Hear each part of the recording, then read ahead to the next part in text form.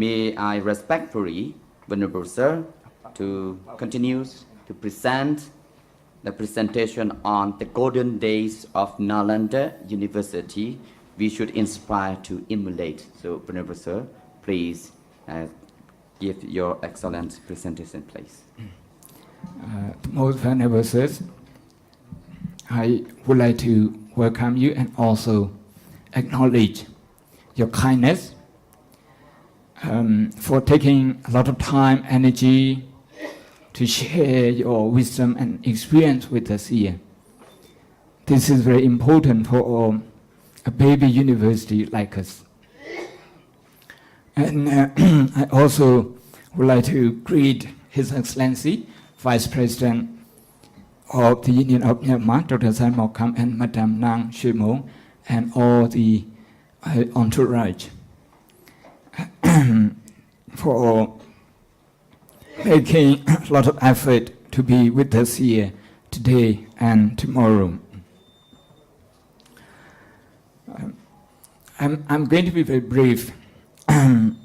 First, I would like to mention how personally, I'm very touched. For this opening ceremony, I have all my bosses, my 4 bosses present.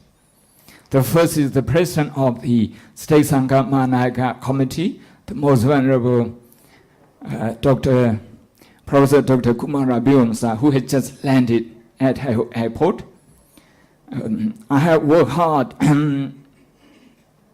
to promulgate his academic works internationally.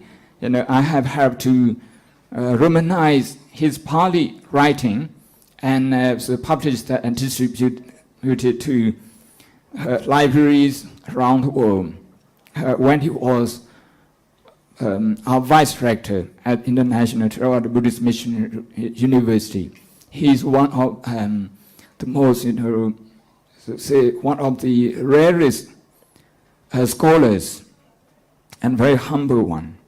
And the second one is the most venerable rector of International Theravada Buddhist Mission University, Professor Dr. Nandamala, who has also just landed. I have learned a lot from him over 20 years, nearly 30 years since we were together in Sri Lanka. He has always encouraged me to set up an institute of this kind. And today, I hope today and tomorrow he is happy with the effort that he will see. And from the very beginning, I should mention that he is the first donor to make monetary contribution, so that I can't retreat, I can't back up, I can go on my words. He said. And then another boss of my very important one is the most venerable Siddhiku Sayadaw. He has been very supportive of all my teachers, including Nyangshui Kanji Priyadi Sayadaw. I have known him since I was 10. And now we have been working together internationally. For the Association of Theravada Buddhist Universities, we have 24 members, and the most venerable Siddhiku Sayadaw is the chairman, and I serve him as the executive secretary. And of course, last but not least, my boss is the director of the most venerable Professor Dr. Brahma Pandita, rector of Chulalongkorn Raj Vidyalaya University of Thailand, chairman of International Council for the United Nations Day of Vesak, and International Association of Buddhist Universities. I have served him as his secretary for the last 11 years in the Vesak, United Nations Day of Vesak organization, as well as in the IABU, International Buddhist Association of University, which has members in 22 countries. I'm also very pleased to see the the Vice President Dr. Simon Kam, because His Excellency has also been very supportive of this initiative, and also Madame and the family, and also the members of Shan State government, who have done a lot of hard work on my behalf, and also on behalf of His Excellency Vice President. And of course, the donors from all over the countries, they are here today and tomorrow. They are witnessing some of the fruits of their effort. Of course, my students, about 35% of them are here. That is more than 100 of them. Altogether, there are over 300 of them studying at university level. More than 220 of them have graduated with masters, and about 10 of them with a PhD. I also would like to welcome overseas delegates from 7 countries, and about 40 of them here from Eastern Europe, from the Uganda, and also from Thailand and Sri Lanka. My presentation is going to be brief. I would like to draw your attention to the golden days of ancient Buddhist university. Today, whenever we talk about good university, top university, we look to the West. Actually, Buddhist universities are 700 years earlier than the earliest universities in the West. Now, I'd like to show you the earliest university in Europe, Bologna University in Italy. This is toward the late 11th century. The late 11th century, Bologna. And then Oxford University. Actually, before this, there was Paris University, earlier than this, in France. Now Paris University has been divided into many institutes.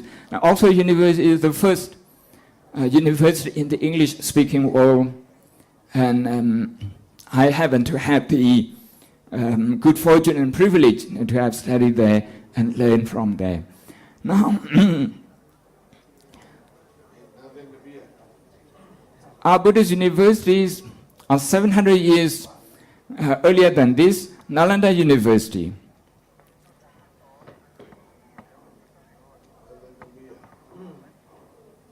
Yes, I'm sorry, I didn't see the... Okay.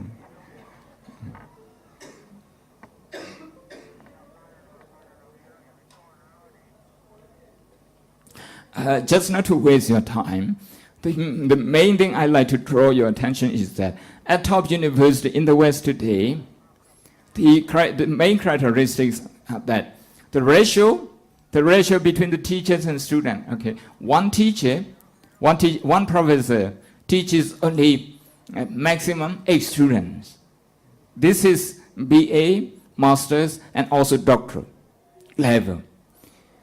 If you just count undergrad level, it's only about 3 to 4 students. This is the case in Oxford, at Cambridge, at Harvard, at Yale, Berkeley, Princeton. All these top universities, they follow these rules. You can see Nalanda University, when it was destroyed in the year 1200, there were 2,000 professors, 10,000 students, 1 professor, 5 to 5 students. And the second feature of top university is that the entrance is very tough. They choose students very well. Nalanda University has an entrance exam. You can imagine in the 5th century, 6th, 7th, 8th centuries ago, a very advanced university. It's called Dwarapala. That's the entrance examiner. If you don't get past him, you have no chance of getting into these universities. Because Nalanda University has a very good foundation in academic in administration, I take the notice the most venerable rector of MCU that they lacked outreaching services. But in terms of academic and academic management, they were at par with top university today. They had a PhD student. If you visit Nalanda University, you will see what we call an apartment where 3 students live together. Only the student who writes a thesis, that is a doctoral student in today's term, has a bed, okay? The other 2 students, they have to sleep on the floor. So one flat, 3 students. In my first 2 years at Oxford University, I have lived in a flat, in a student accommodation, 3 students. One student was from Turkey. He was researching on cling film. The other student was from Taiwan. He was researching on art history. So it's a good mix of students. So this is the golden day that I would like to draw your attention to. Another point that I would like to draw your attention to the excellence of Buddhist university in India those days, that one university gave birth to another university. Very much similar to the vision that the most venerable Siddhi Sayadaw and the most venerable MC Rector have just shared with us. They want us to establish university throughout Myanmar, in Arakan, in every part of the country. And now, from Nalanda University, there came Wickramasila University. This is the real Wickramasila University. Not very long, it came not very long after Nalanda University. After that, Otandaburi University, also in the 8th century, just maybe dozens of years different, they came into existence. Somapura University, also 8th century, Jakarta University. These 2 universities, now they are in Bangladesh, and they are the UNESCO World Heritage Site, just Nalanda. You can see even the ruin looks so grand, looks so great. It is recorded by historians that this university, they had close collaboration in terms of academic input and output.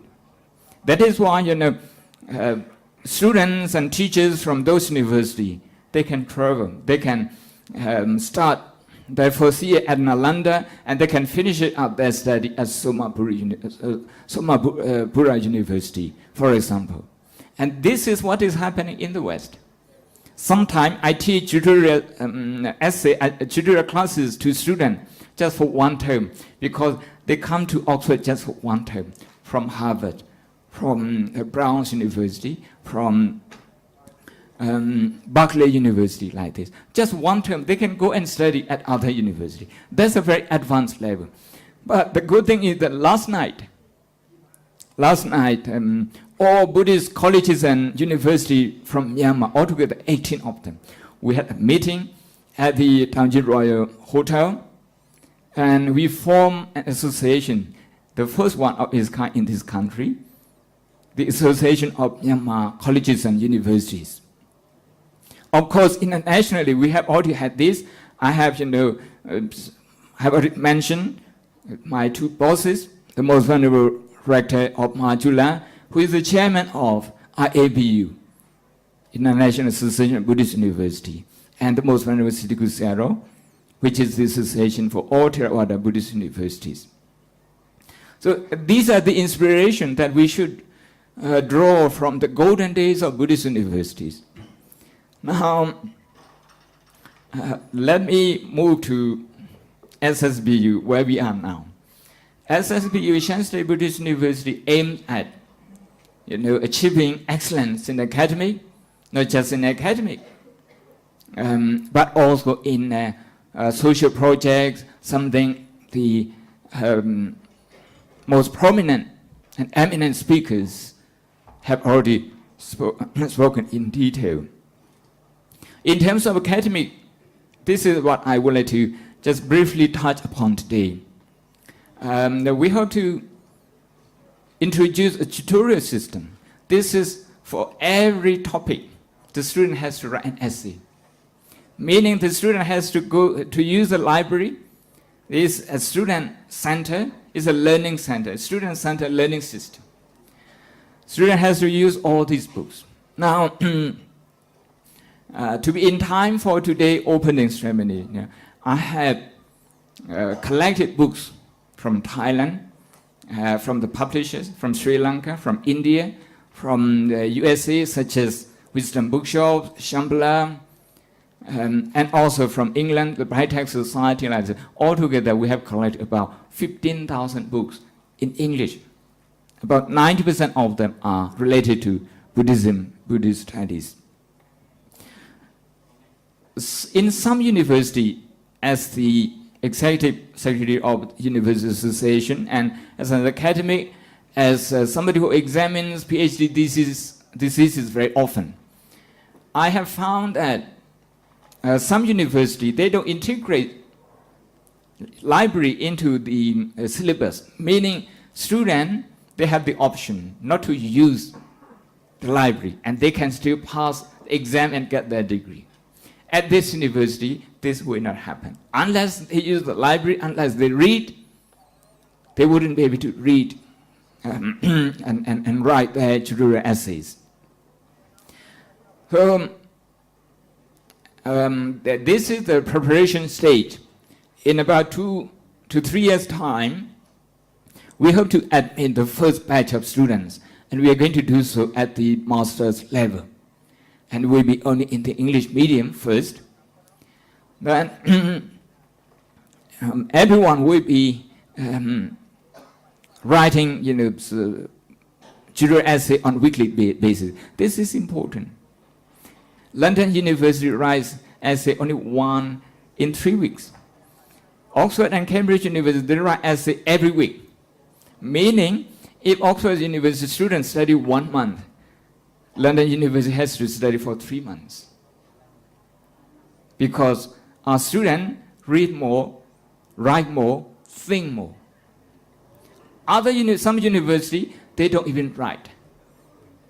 A month, they don't write an essay. Meaning when students come to the class, they come with empty book and empty hand, empty mind. For us, we want to prepare students. They have to do their work. They have to take the responsibility. They have to brainstorm in the library and then come so that they can debate with the teacher about the topic. Take about Buddhism, for example. I want my teaching staff to be able to devise a syllabus. Okay, with regard to Buddhism, the law of interdependence in Buddhism, who has written what? In Myanmar, in Thailand, in the West, in Sri Lanka. They have to digest this. They have to recommend. And then they have to come up with a certain number of topics so that they cover a good and comprehensive understanding of the Buddhism.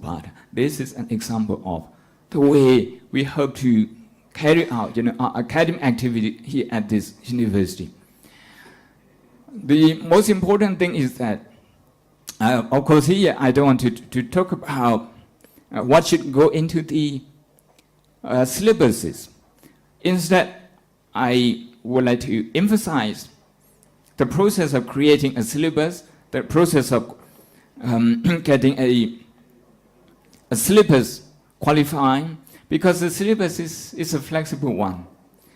It's a flexible one, and the teachers, they have to be able to judge other people's syllabus and also their own syllabus. If I give them a homework that I want a syllabus on engaged Buddhism, then my teaching staff has to be able to come up with this detailed planning, including recommendation, reading list, and question as guidance for the reading, for students reading. So this is the way we would like to do, and we are training. Actually, we have started our training in December in Sri Lanka.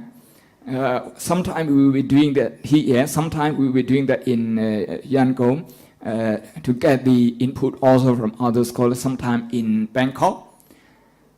Sometime perhaps in Singapore. Sometime perhaps in New Delhi. This is within 2 to 3 years. This is what we aim to do.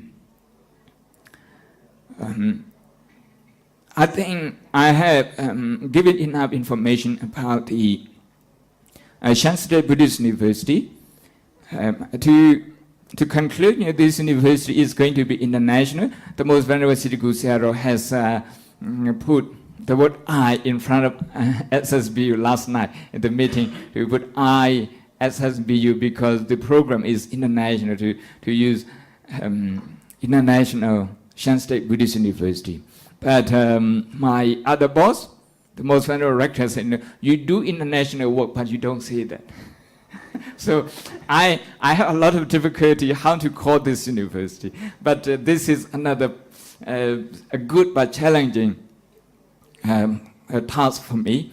So with this, once again, I'd like to thank the Most Venerable Mahasangha, heads of the universities, altogether about 22 universities, 2 from Sri Lanka, 2 from Thailand, 18 Buddhist universities and colleges from Myanmar, actually also from Panglong University. So I would like to thank all of you, and also His Excellency and Madam and all members of the entourage, distinguished scholars, donors, ladies and gentlemen. I appreciate your presence here, and I hope together we will serve the society at the local level, national level, international level, to the best of our ability. Thank you very much. Sadhu, sadhu, sadhu, sadhu. Thank you very much, Venerable Professor Dr. Dhammasami, and also the founder of SSBU.